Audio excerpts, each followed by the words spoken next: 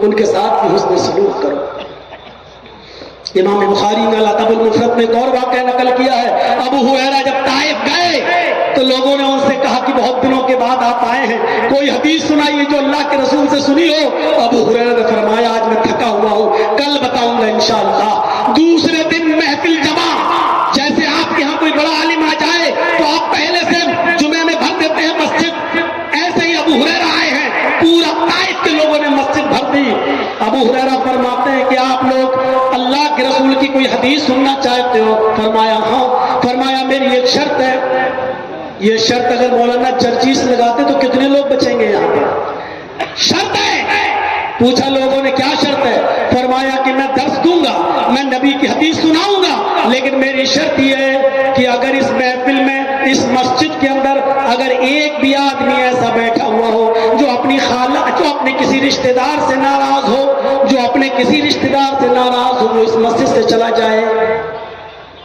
بس پوری مسجد میں ایک آدمی اٹھا، نوجوان مسجد کے باہر نکل کے کہتا ابو ہریرہ ابھی درس مت دینا، میری خالہ مجھ سے ناراض ہے، میں جا رہا ہوں، ابھی معافی مانگ کر آتا ہوں، جب تک میں نہ جاؤں درس نہیں دینا، یہ درس مجھ سے چھوٹ جائے گا۔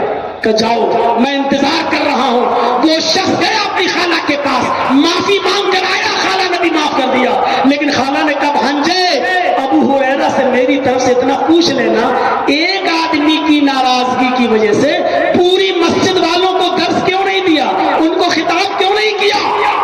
وہ شخص آیا، ابو ہریرہ میں اپنی خالہ سے ناراض تھا، میری خالہ ناراض تھی، معافی تلافی ہو گئی، معاف کر دیا، اب کوئی نہیں ہے، درس دیجئے۔ ابو ہریرہ کہتے بیٹھو، اب میں درس دیتا ہوں، لوگوں میں نے اللہ کے نبی سے سنا ہے۔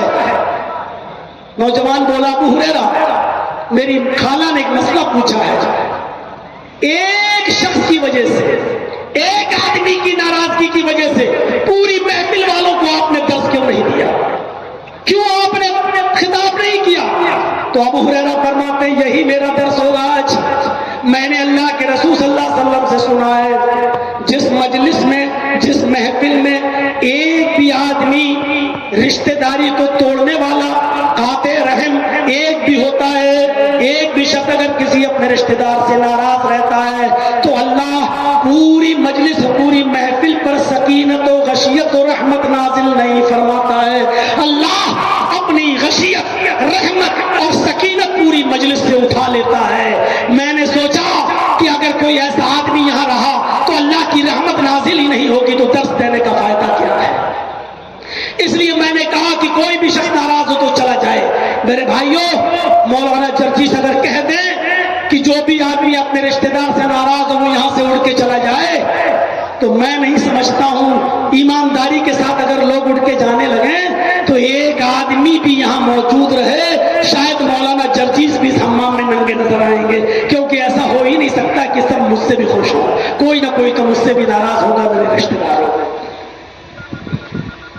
غور کریے آپ، باتیں بہت لمبی ہو جائیں گی، ابھی تو یتامہ ہے، پھر مساکین ہے، پھر والجار ذی القربیٰ ہے، پھر والجار الجنوب ہے، والصاحب بالجنب ہے، پھر وابن السبیل ہے، پھر وما ملکت ایمانکم ہے۔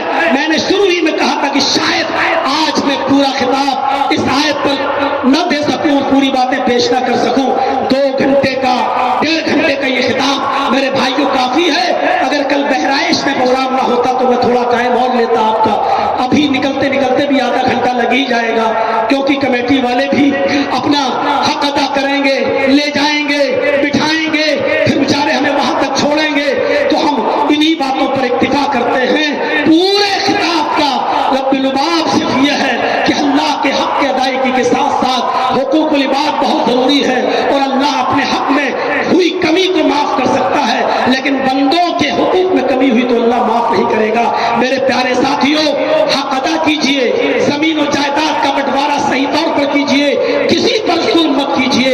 اللہ سے دعا ہے کہ بار الہ ہماری خطاؤں کو معاف فرما دے، ہمارے گناہوں کو بخش دے، ہم جميع مسلمانوں پر رحم فرما۔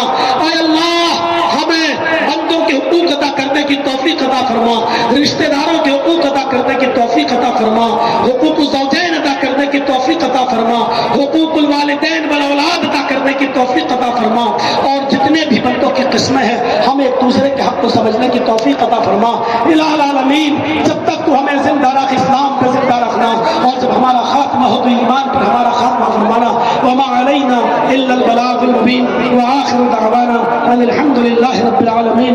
السلام علیکم ورحمۃ اللہ وبرکاتہ۔ جزاکم اللہ خیر و احسن الجزاء۔ ماشاء اللہ ابھی ہم